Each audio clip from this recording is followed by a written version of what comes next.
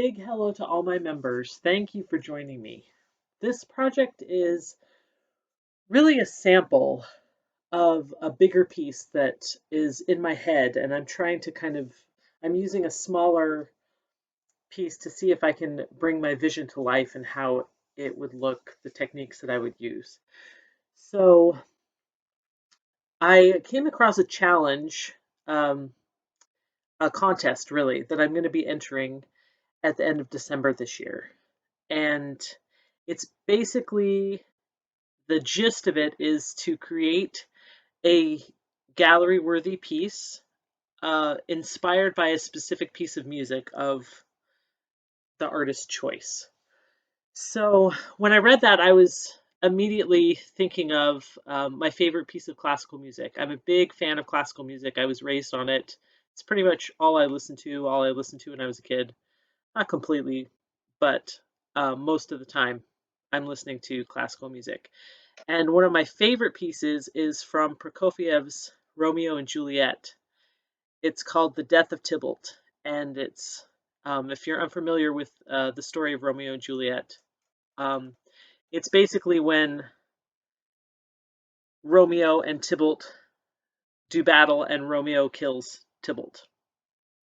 And at this point in the ballet, Lady Capulet sees Tybalt is dead and is mourning over his fallen body. And the music from the ballet at this point is very intense and very emotional. It's one of my favorite pieces.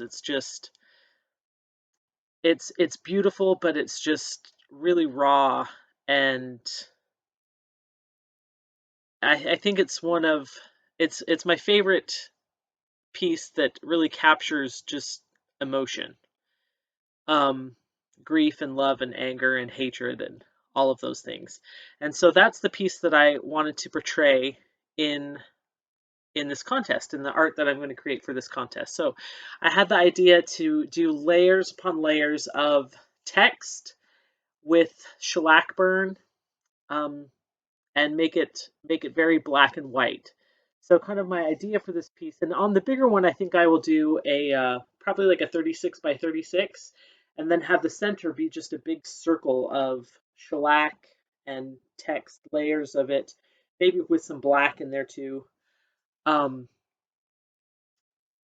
just to kind of show the cycle of the the emotions, the results of the feud in Romeo and Juliet, right? The love of family that translates to hatred of an enemy, and the cycle of hatred that just keeps going around and around and affecting just everybody in its path, and how it stems from love, right? I mean, the grief of losing someone that you love, someone that's been murdered, um, and the lack of nuance in that you use to think that we as humans use when we think about the people that we hate and the people that we love, and how that affects our behavior. And in the case of the Romeo Juliet, our lack of forgiveness, and anyway, just lots of thoughts, lots of things, and it's just kind of a mess, right? And so I wanted to create something that hopefully suggests as raw emotions as this piece of Prokofiev's does for me. And so that is my idea behind this piece. So it's based on shellac burn. It's based on I'm stamping text onto it with India ink, but I'm also doing something I've never done before, and that is I'm using these rub-ons. I have these from my years of scrapbooking, which I still do, but not as often as I paint with encaustic. And they're designed for using on paper. Um, but I thought, there's really no reason that why these can't work on encaustic. So I thought I'd give it a try. I wasn't sure what to expect, but they worked really well. I mean, I don't think you have to fuse very lightly because they will start to break apart. Luckily, I didn't have any problems with that, but they won't break apart as easily as I think the ink embedded in the layers of wax will, just because I don't know, they're not vinyl, um, but it's almost like they're kind of in between, like a vinyl letter and ink letter. They've been working really well in this piece, and I'm really happy with the way this turns out. Um, I'm using some old shellac because this is a sample. I tend to collect a lot of shellac because shellac only works for like it only works really well for a couple of months, and then it starts to degrade, and the cells that you get when you burn it will not be as good. So this is some of my old shellac. I didn't want to make a new batch just for something that um, I wasn't sure was going to work anyway, with all of these elements in it. So this is old shellac, which is why the cells don't look quite as good as they otherwise would. But I was actually really happy with the stamps. Here in a minute, I'll show you. I have these individual individual letter stamps, and I used India ink on them. And I was concerned because India ink tends to ball up on the wax because it's water based. But holding the stamp down and letting it get a good stamp on the surface of the wax seemed to work, and I was getting a lot more coverage than I was expecting that I would. So yeah, holding it in place, letting the ink kind of set in one place really worked on these stamps. And so I was able to use India ink for all of the stamps like I was hoping I would be able to do. I didn't want to use any other kind of ink.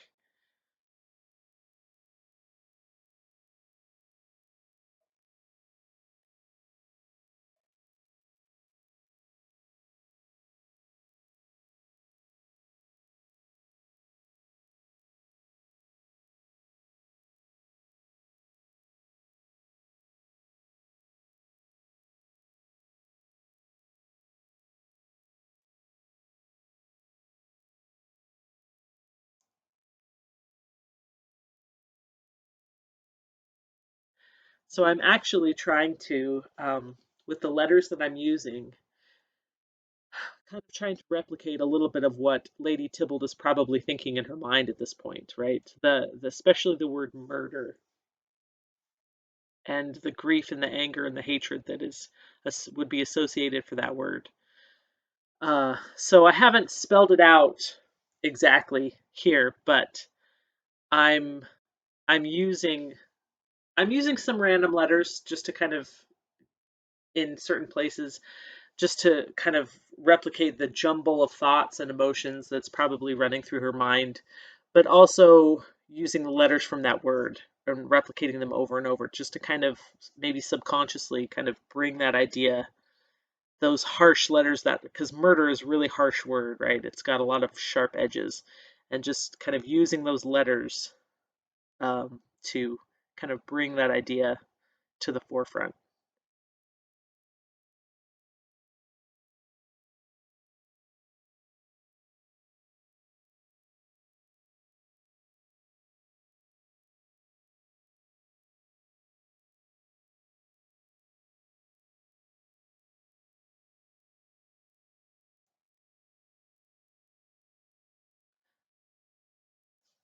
I'm using a lot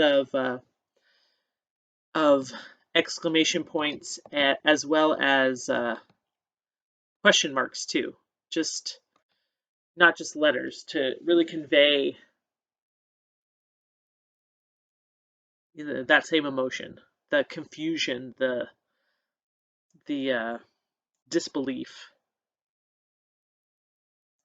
Now, when I add a layer of wax over India ink, the ink is fast. Like you can't rub it off once it dries, but the heat of the brushes, and if you do a brush stroke too hard, you can um, mess up the ink. So what I'm doing is I'm using my Haka brush, so it's very soft. I get the best results with that kind of brush, and I'm heating it after each stroke. There's a little bit of wax still on my brush, but since I don't want to mess up the ink, I'm heating it after each one. So that's why it takes me a little bit longer to add that coat over top of all my stamped letters.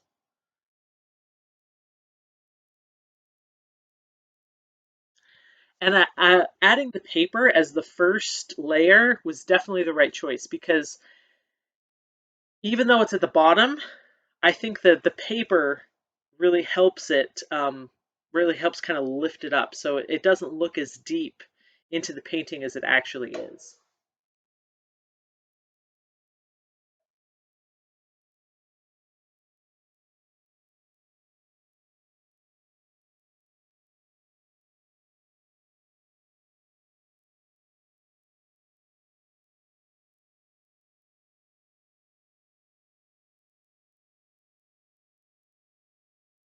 Now, I'm not sure how I feel about this font for my my actual piece that I'll hopefully be able to do for this contest.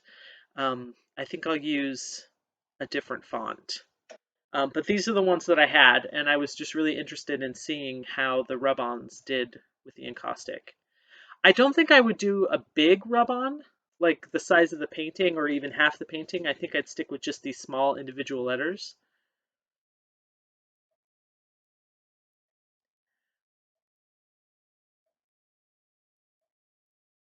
But they've been great.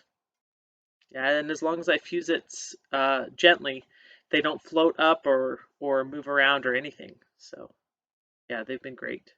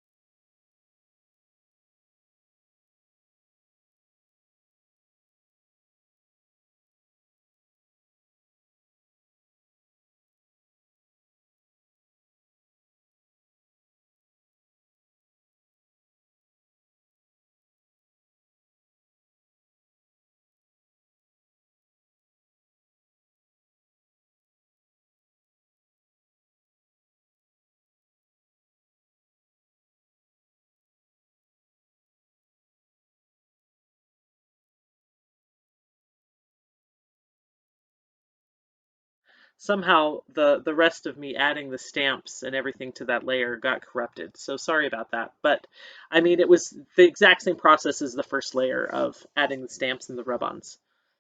And I'm trying to get rid of the brush strokes and to make it a really even layer of wax.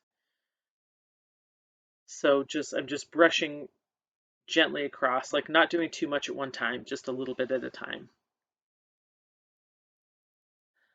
So in the last video, the corrupted part, when I stamped on the surface in one area, I tried to get some of the ink off before it dried, and I was able to get a little bit off, but it dried as I was trying to remove it, and it looked really messy. So now I'm just kind of scraping that off and cleaning it up, which is the great thing about encaustic, right? You have a spot that's messed up on the surface, and you can just scrape it a little bit. Sometimes it takes a while if you need to be really gentle, if you just have a little piece, but then you can fuse it and it blends right in. You don't even know that it was there.